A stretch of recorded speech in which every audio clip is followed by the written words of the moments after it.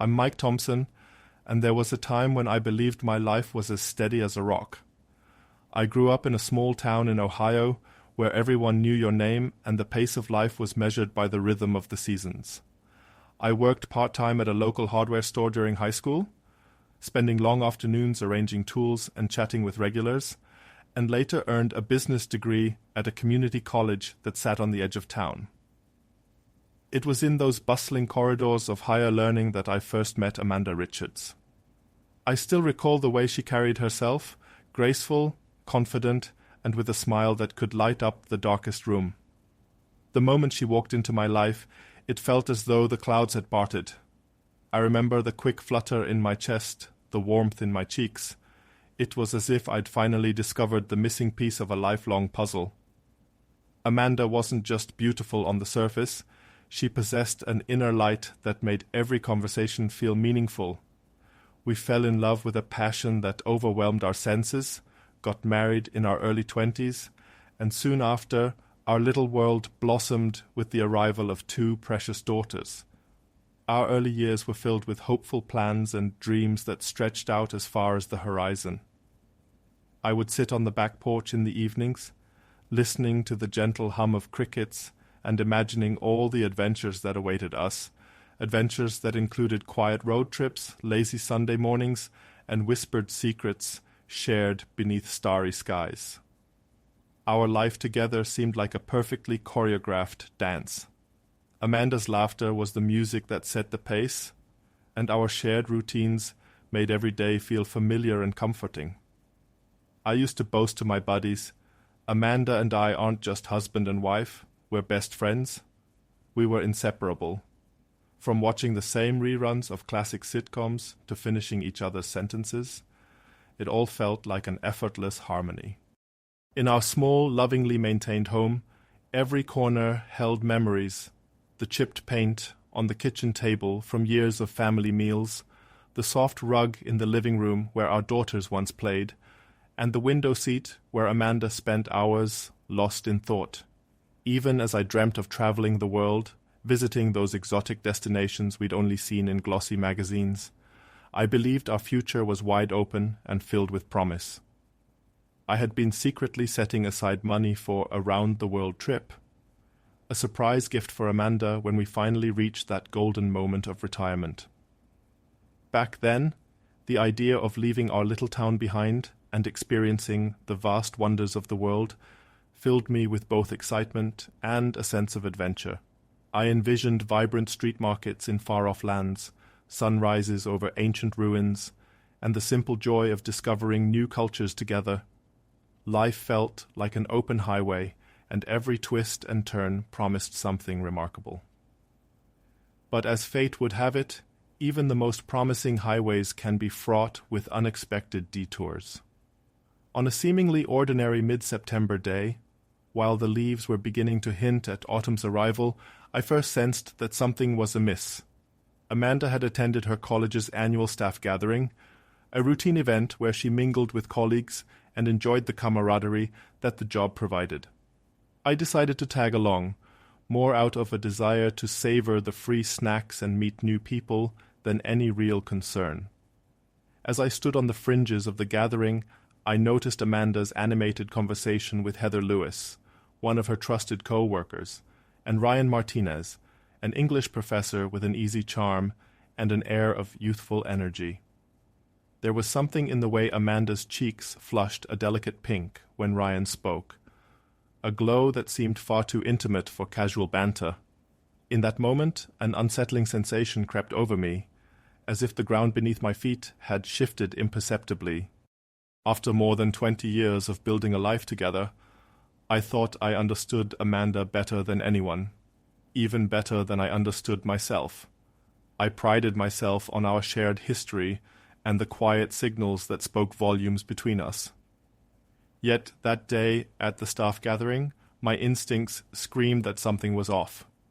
I tried to dismiss the uneasy feeling as nothing more than a fleeting moment of overthinking, but the image of Amanda's glowing cheeks and her soft laughter when she spoke with Ryan stayed with me long after the event had ended. Once we returned home, subtle changes began to appear. Amanda, who once approached intimacy with a gentle reserve, suddenly seemed to carry a renewed and almost overwhelming passion. At first, I welcomed the change. What 40-something man wouldn't appreciate a spark reignited? In those early days of renewed desire, it felt as though our connection was deepening. But as time passed, I found myself wrestling with a nagging doubt. What had sparked this sudden shift in her behavior? I couldn't shake the thought that perhaps I was missing something, yet I held back, hoping that it was nothing more than a seasonal whim. Weeks later, curiosity and a mounting sense of anxiety led me to take a closer look at Amanda's routine. I began tracking her whereabouts during her lunch breaks, a decision that filled me with guilt even as it momentarily quelled my fears. Normally, Amanda would retreat to the campus lounge with her carefully packed lunch, or occasionally visit a nearby deli known for its hearty sandwiches. One seemingly ordinary Tuesday, I checked the Find My Phone feature on my iPhone and saw, much to my dismay, that she had left the college and was heading straight home at noon. My heart pounded as I pulled into our driveway, the familiar surroundings now feeling ominous and strangely foreign. As I stepped through our front door, I was immediately struck by a series of sounds coming from upstairs, a mix of muffled voices, hurried footsteps, and something else I couldn't quite place. With each step I took toward the bedroom, dread tightened its grip on me. Then, amidst the indistinct noises, I caught a clear and shattering cry. "Oh my God!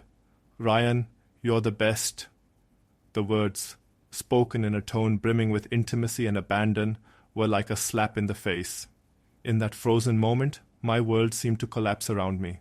A tidal wave of anger, heartbreak, and deep, gnawing nausea overtook me. My first impulse was raw and animalistic, to storm upstairs, confront Ryan, and demand an explanation for this blatant betrayal. But wisdom, or perhaps the terror of unleashing my fury, forced me to retreat instead. I quietly backed away, slipping out of the house and into my car. I drove aimlessly, the world outside a blur as my mind reeled with disbelief. Eventually, I found myself parked in the lot of a small grocery store, hands trembling so badly on the wheel that it felt like the only anchor in a storm of emotion. After 23 years of marriage, I never imagined witnessing such a betrayal so painfully and publicly. The shock of that moment led me to take decisive action the very next day. Overwhelmed by a mix of anger and sorrow, I contacted a lawyer without a second thought. Even though we lived in a no-fault state, I insisted on filing for divorce on the grounds of adultery, a way to ensure that the record would forever bear the truth of what had happened. Within a week, Amanda received the papers at her workplace, and the news spread like wildfire among those who once knew us as the perfect couple. Later that day, a tearful call from Amanda reached me. Her voice trembled as she pleaded, "Please, Mike, let's talk." But the depth of my hurt was too profound to allow for any conversation, and I simply could not bring myself to answer. That same evening, despite my inner turmoil, I agreed to meet Amanda at our home. The air was heavy with unspoken words as she tried to explain herself, insisting that what had transpired was merely a physical lapse, a moment of uncontrollable attraction that did not diminish her love for me. "I love you more than anything in the world, Mike," she repeated, her eyes searching mine for forgiveness. Yet, even as she spoke, I felt the weight of every stolen moment, every betrayal, settle in my heart like a leaden anchor. In a desperate bid to salvage what remained of our fractured marriage, Amanda and I agreed to attend marriage counseling. I can still see the scene vividly. Amanda, sitting on an overstuffed floral couch in the counselor's warmly lit office, her eyes swollen with tears, her voice barely above a whisper as she recounted the irresistible pull she felt toward Ryan. The counselor, a kind yet firm presence, asked her if she could ever sever the connection with him in order to rebuild our trust. Amanda's voice faltered, and her silence was deafening. In that moment, the truth was as clear as day. The bond we had once taken for granted was unraveling irreparably. 6 long months later, our divorce was finalized. The legal papers, signed and sealed, marked the end of a chapter that had once seemed eternal. Despite the legal closure, the pain and complexities of our separation lingered. Amanda continued to see Ryan for a time after the divorce, and word of their continued rendezvous reached me through mutual friends. They were often seen at local restaurants, laughing together over shared meals, or enjoying extended lunch breaks at her home. The realization that the affair had persisted even after our marriage crumbled deepened the wound. About a year after our split, Ryan left Amanda for a younger woman named Hannah, a vivacious soul with dreams of starting a family, a future Amanda at 45 could no longer envision for herself. In the end, Amanda lost not only the sanctuary of our marriage, but also the fleeting romance she had clung to, leaving behind only regret and the bitter taste of what might have been. For me, the aftermath was a period of profound isolation. I retreated from the dating world for nearly 5 years, too shattered to imagine trusting anyone again. The betrayal left scars that ran deep, altering my perspective on love and commitment. My daughters, once the shining beacons of our united family, struggled with their own conflicting emotions. They tried to support me, yet a part of them wrestled with misplaced guilt and sorrow. Over time, through long, tearful conversations and many sleepless nights, they came to understand that the collapse of our family was not their fault. It was a consequence of Amanda's choices. Still, every encounter with her was a reminder of what we had lost, and I made a conscious effort to keep our interactions polite and distant. After all, she was the mother of my children, and for their sake, I couldn't let bitterness completely take over. Just when it seemed that life had settled into a never-ending winter of loss, an unexpected glimmer of hope began to appear. About 5 years after the divorce, I found myself in the tequila aisle of our local liquor store, a place I had frequented in search of small distractions to numb the pain.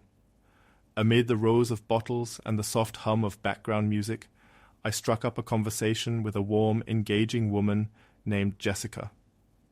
Her eyes sparkled like sapphires in the morning light, and her curly brown hair framed a face that radiated kindness and resilience. Jessica casually mentioned her fondness for sipping tequila neat, and before I knew it, I had invited her to join me at a nearby bar. We spent hours talking, not just about our shared love for fine spirits, but about the raw, unvarnished stories of heartbreak that had shaped our lives. Jessica confided in me how her ex-husband had once been unfaithful, caught in a compromising situation with someone as familiar as a next-door neighbor. In that moment of shared vulnerability, I realized we were both wounded souls, seeking solace in the unexpected comfort of a new connection. As Jessica and I continued to talk, our conversation delved deeper than mere pleasantries. We explored every facet of our past, from the smallest details of daily routines to the larger, life-altering events that had reshaped us. I found myself opening up in ways I hadn't in years, revealing fears and dreams that had long been locked away. The pain of betrayal was still fresh, yet in the soft cadence of her voice and the gentle reassurance in her eyes, I sensed a chance for healing, a slow, steady rekindling of trust that had once been shattered. Getting back into the world of dating was like relearning how to ride a bike after years of feeling unsteady on my own. With Jessica by my side, every conversation, every shared laugh, and every quiet moment spent together became a small step toward reclaiming the parts of me that had been lost. Our courtship was gradual and sincere. We began with simple dates, quiet dinners at local diners, long walks in the park beneath the canopy of autumn leaves, and even spontaneous road trips on lazy weekends. With the guidance of a thoughtful counselor, we tackled the residual trust issues that had haunted both our pasts. Slowly but surely, the heavy fog of mistrust began to lift, replaced by cautious optimism and the promise of something new. About a year after our very first meeting, buoyed by the support of our counselor and the gentle encouragement of friends, Jessica and I decided to get married. I was in my early 50s, and as I stood at the altar, the weight of my past seemed to melt away in the warmth of her smile. In that moment, surrounded by close friends and family who had witnessed both my despair and my eventual recovery, I felt a renewed sense of purpose and hope. Every vow I exchanged was a promise to embrace the future, no matter how uncertain, and to honor the love that had finally found me when I had almost given up on it. Meanwhile, Amanda's life spiraled in directions I could hardly have foreseen. After our separation, she drifted from one fleeting relationship to another, a series of ill-fated attempts to recapture what she had lost. There were whispers in town about her struggles. She even contracted an STD at one point, a harsh reminder of the risks she was taking. Eventually, Amanda moved into a senior living community where the once vibrant woman seemed to fade into the background of a routine existence. Every now and then she would call, asking to meet for coffee or a quiet lunch, perhaps in a hope that time could rewind to when things were different. But I had learned that some bridges, once burned, were best left unrepaired. My heart had found new meaning with Jessica, and the gentle, genuine contentment of our love rendered the past immovable. Our weekends began to fill with simple joys. Jessica and I discovered a shared passion for volunteering at a local animal shelter, finding healing in the act of caring for creatures in need. In the midst of our busy lives, we even planned that long-promised around-the-world trip, a dream that now seemed more attainable than ever. Every map we studied, every travel magazine we perused, rekindled the excitement of exploring new horizons. Despite occasional family gatherings where Amanda made a quiet appearance, the air was thick with unspoken words. I would catch her gaze lingering on Jessica's radiant smile, a silent testament to the regret of choices made long ago. Now, as I reflect on the journey that brought me here, I can see that every moment of pain and every scar of betrayal was a stepping stone toward rediscovering who I truly am. I know deep down that Amanda still wonders whether those stolen moments with Ryan were ever worth the price she paid. Her eyes, whenever they meet mine at family events, carry a quiet sorrow, a reminder of a path not taken, and a future forever altered by choices made in haste. For me, if there's one undeniable truth I've learned through all this heartache and healing, it's that true love has the power to endure nearly every storm, hardships, disagreements, long separations, until that sacred trust is broken by betrayal. No matter how many years or memories you share, some lines, once crossed, create wounds that time may never completely heal.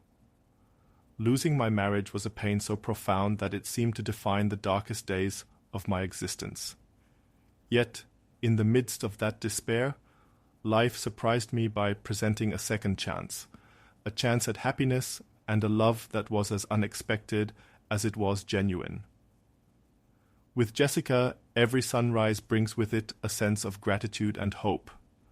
Our life together is built on the foundation of mutual respect, compassion, and a shared commitment to not let the past dictate our future. I wake each morning knowing that while the scars of betrayal may remain, they no longer control me. Instead, they serve as a testament to the strength it takes to rebuild, to forgive, and ultimately, to love again.